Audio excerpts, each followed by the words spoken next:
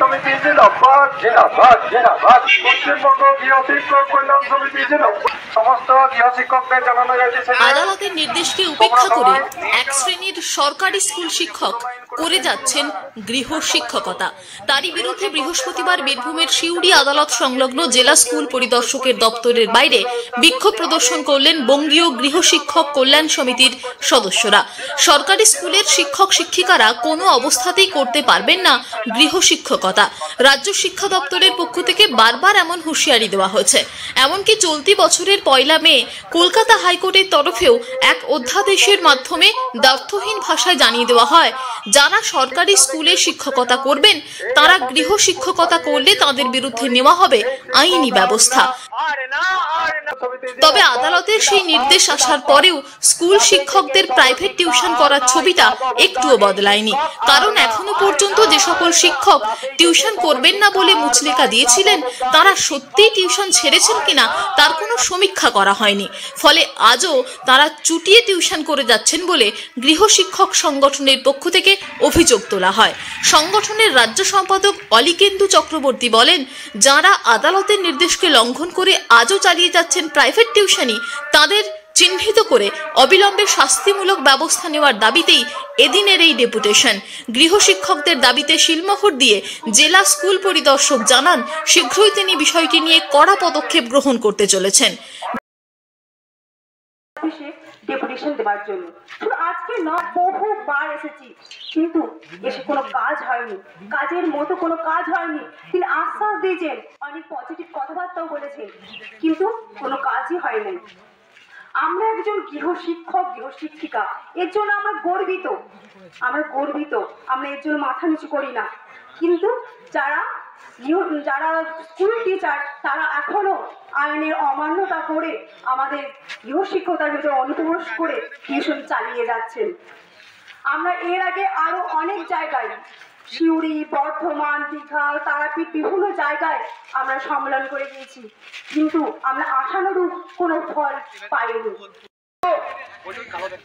প্রশ্ন হচ্ছে, আমি কোনো পলিটিক্যাল অ্যাঙ্গেল থেকে বলছি না, কিন্তু একটা কথা বলে যাচ্ছি যে এই দিনের পর দিন এই আন্দোলনটা যেভাবে চলছে, এই আন্দোলন কিন্তু যদি বিশেষভাবে কিছু হয় তাহলে কিন্তু হয়তো দেখা যেতে পারে কিছুদিন বাদে এই আন্দোলন কিন্তু জঙ্গি আন্দোলনের রূপ দেখা দিতে পারে। কেননা আমরা দিনের পর দিন, মাসের পর মাস, বছরের পর বছর আমরা করছি। বর্তমান প্রেজেন্ট রুলিং পার্টি তারা কিন্তু স্কুল টিচার যারা সত্যি কথা যারা চাকরি পাওয়ার যোগ্য তাদের নিয়ে ধর্ণা দিচ্ছেন। প্রেজেন্ট রুলিং পার্টি যিনি আমাদের শিক্ষামন্ত্রী, তাদের ডেকেছেন, ডেকে বলছেন, কিন্তু এটা নাটক চলছে দিনের পর দিন।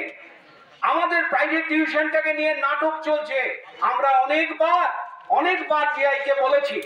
আমার সাঁইথিয়াতে এরিয়াতে দেখা যাচ্ছে যারা স্কুল টিচার তারা 40 থেকে 50,000 টাকা, কখনো 60-70,000 টাকা তারা স্যালারি ড্রপ করে, কিন্তু তাদের অভাবটা যেন মা লক্ষ্মী লিপিবদ্ধ করে দিয়েছেন। তারা কিন্তু অটোমেটিকলি প্রাইভেট পড়ে যাচ্ছেন, চক্ষু লজ্জা নেমে এসেছে। আমার বাড়ির সামনে ম্যাথামেটিক্সের টিচার আছেন, ফিজিক্সের টিচার আছেন, বলতে গেলে বলছে, ও ঠিক আছে আপনারা করে যান, আমাদের কাজ আমরা করব। আমরা দাদা আমার কাজ, আমার সঙ্গে কথাবার্তা বলাও তার বন্ধ হয়ে গেছে।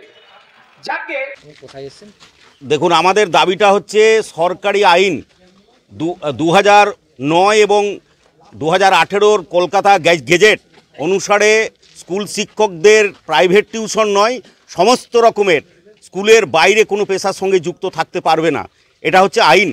এবং সেই মর্মে 1 মে তারিখে মহামান্য হাইকোর্টের ডিভিশন বেঞ্চ, প্রধান বিচারপতি ডিভিশন বেঞ্চ রায় দিয়েছে যে কোনোভাবেই টিউশন করতে পারবে না।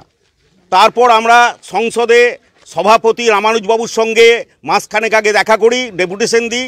উনি কড়াভাবে চিঠি পাঠান এই জেলা শিক্ষা দপ্তরগুলোতে এবং তাদেরকে নির্দেশ দেয় যে অভিযুক্ত শিক্ষকদের ব্যাপারে উপযুক্ত পদক্ষেপ নিতে হবে। 15 দিন টাইম দিয়েছিল, সেখানে আজকে 2 মাস অতিক্রান্ত হলো, কিন্তু এখনও পর্যন্ত ডিআইয়ের আমরা এই ব্যাপারে কোনো রকমের পদক্ষেপ গ্রহণ দেখলাম না। আমরা বলছি যে দেশ বা রাজ্য আইনের পথে চলবে না বেআইনিটাই আইন হবে, এটাই আমাদের প্রশ্ন ডিআইয়ের কাছে। আজকে ডিআইকে আমাদের 72 ঘন্টার মধ্যে তদন্ত কমিটি করে অভিযুক্ত টিচারদের, যারা আইন ভেঙে হাইকোর্টের রায়কে অমান্য করে এই টিউশন চালাচ্ছে, তাদের বিরুদ্ধে কড়া ব্যবস্থা নিতে হবে। আজকে ডেপুটেশন হচ্ছে তার পরিপ্রেক্ষিতে। আমাদের দাবি হচ্ছে 9 দফা দাবি। প্রথম দাবি আমাদের, আমার নাম অলিকেন্দু চক্রবর্তী, আমি রাজ্য। বীরভূম থেকে নিজস্ব প্রতিনিধির রিপোর্ট, টিভি নিউজ 10।